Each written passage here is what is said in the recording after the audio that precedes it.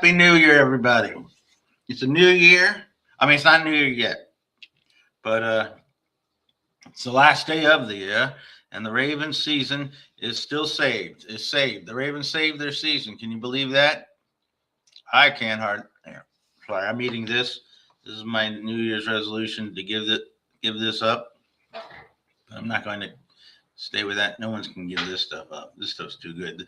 We are brought to you by Haagen-Dazs Strawberry Ice Cream, the best in the business. Eat this, and you will feel good. Just for a while. And later you'll feel bad. Anyway, I suggest you watch this show, Late Night Baltimore, instead of watching the ball drop. Last year I watched the ball drop and the New Year's changed, but I was seeing my urologist. Oh, yeah, okay, wait, I got music for that.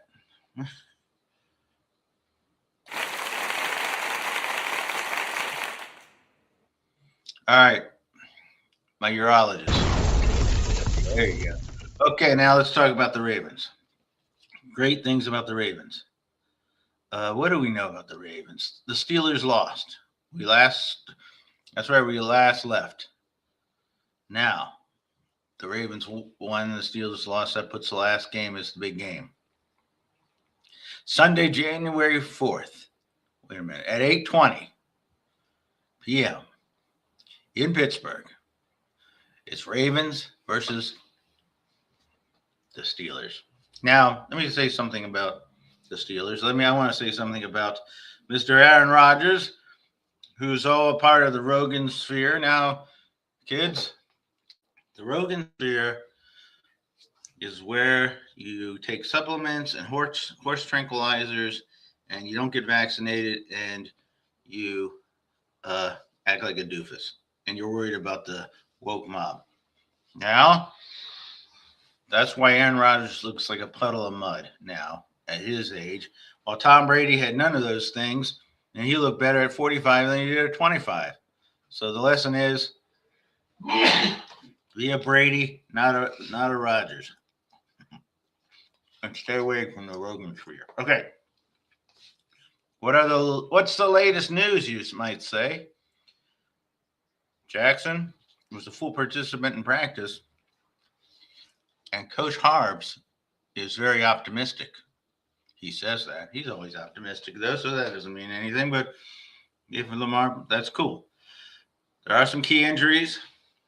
Rashad Bateman, DeAndre Hopkins, and Kyle Van Noy not practiced today.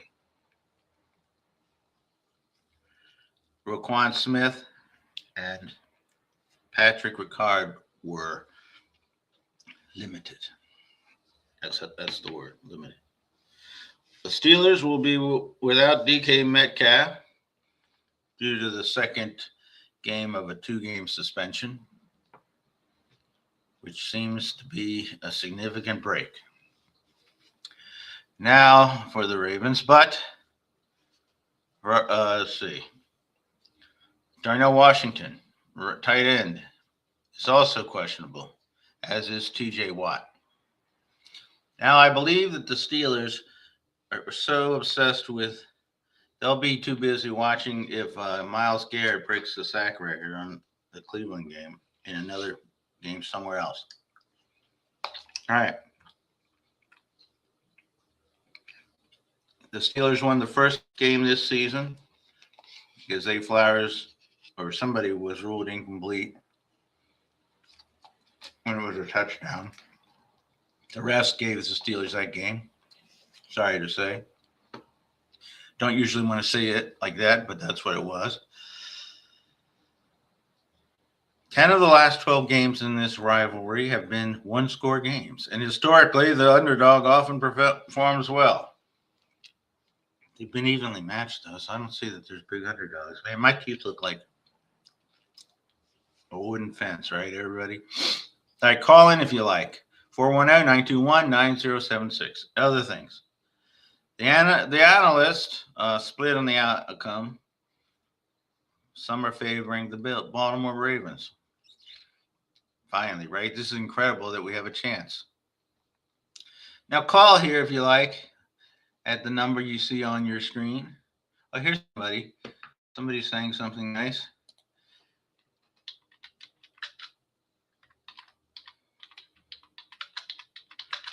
Somebody, I'm texting back. All right. All right. Now, what else do we need to know? That's going to be cold up there, and the Ravens are traveling. But the Ravens have done better on the road this year than at home. So I'm going to say that the Ravens are going to win this game and then have a home playoff game. And what do you think of that? That's incredible, considering where we were at one time in the season. And then we'll deal with all the interesting off-season questions. But let's get to the off-season by finishing this season and kicking the bleep out of the stupid Steelers and dumb Aaron Rodgers. I'm sick of his act. All right. Let's see what other news we got. If nobody calls, if we get a call, we'll answer. Let's see. Yeah, around the NFL, what's going on?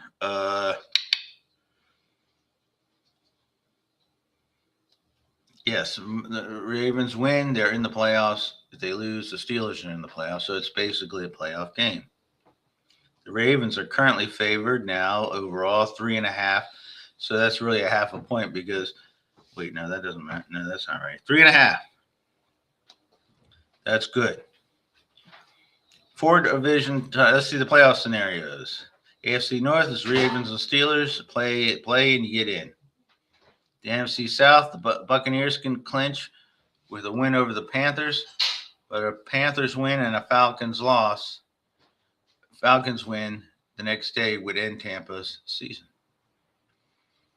The Broncos, Patriots, and Jaguars are all competing for the top seed in the first round bye, while the Seahawks and 49ers are vying for the NFC top spot. And in the draft order, the Vegas Raiders need a loss or a New York Giant win to secure the number one pick in the 2026 draft. The Chiefs, dealing with a season-ending ACL injury to Mahomes, are trying out Chris Oladokun in their final game because they're resting Jalen Hurts. He certainly does. Aaron Rodgers doesn't rule out playing in 2026. He didn't play in 2025, if you know what I'm saying. Sunday could be his last game. Mike Evans of the Buccaneers says also, according to the NFL site, is considering retirement. Now we go to the coaching rumors. Black Monday, the day after the season ends. Let's see. Kevin Stefanski, Browns coach. Brian Daboll, the Giants coach. And the Seahawks offensive coordinator. Why would he be? Clint Kubiak are high on the various teams' list for head coaching jobs. They mean that these people are going to be wanted elsewhere. I guess that's what they mean. Chris McCaffrey still might be out. And the NFL's confirmed next year they're going to play in Melbourne, Australia, Rio de Janeiro, and London. But I hate those games overseas, so F that. Chiefs dynasty is over for now. Everybody already knows that. They might miss the playoffs in 2026, although I wouldn't bet on it with 7 teams getting in. Jaguars are supposed to be the dark horse to make it to the Super Bowl, while the NFC South is being called a pretender. Okay. If we don't get any calls, then we, my friends, are going to look at the playoff standings as they are officially. And then everybody get back to celebrating their wonderful new year in Baltimore. 2026 is going to be better than 2025. It has to be, right? All right, so let's see what we were gonna. Where were we? Okay, we're gonna do the NFL standings. Yeah. NFL playoff picture.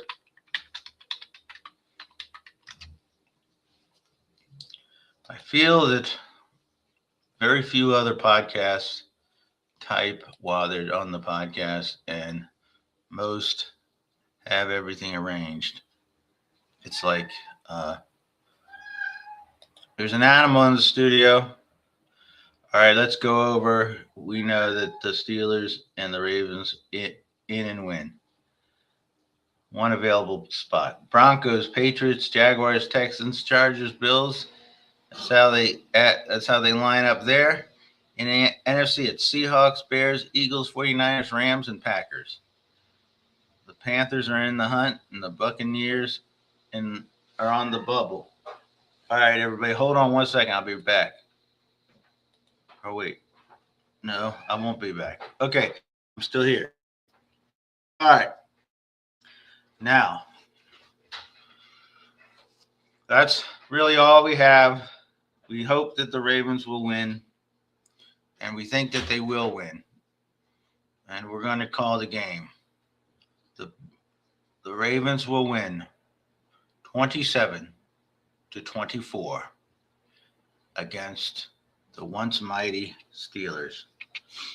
And the Steelers will lose, and the franchise will fall into disarray. And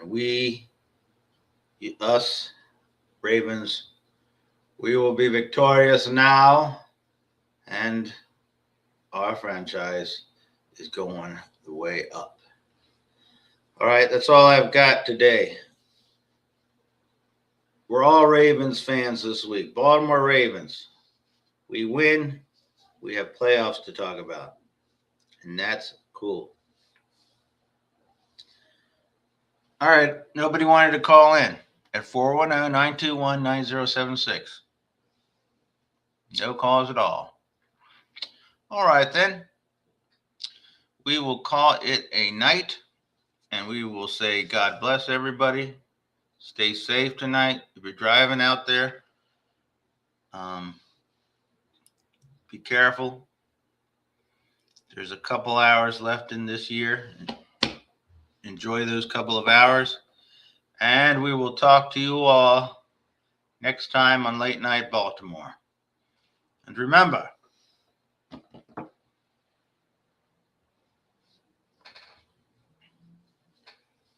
2026 will be the best year you ever had. And that's all there is. Okay, everybody. Good night.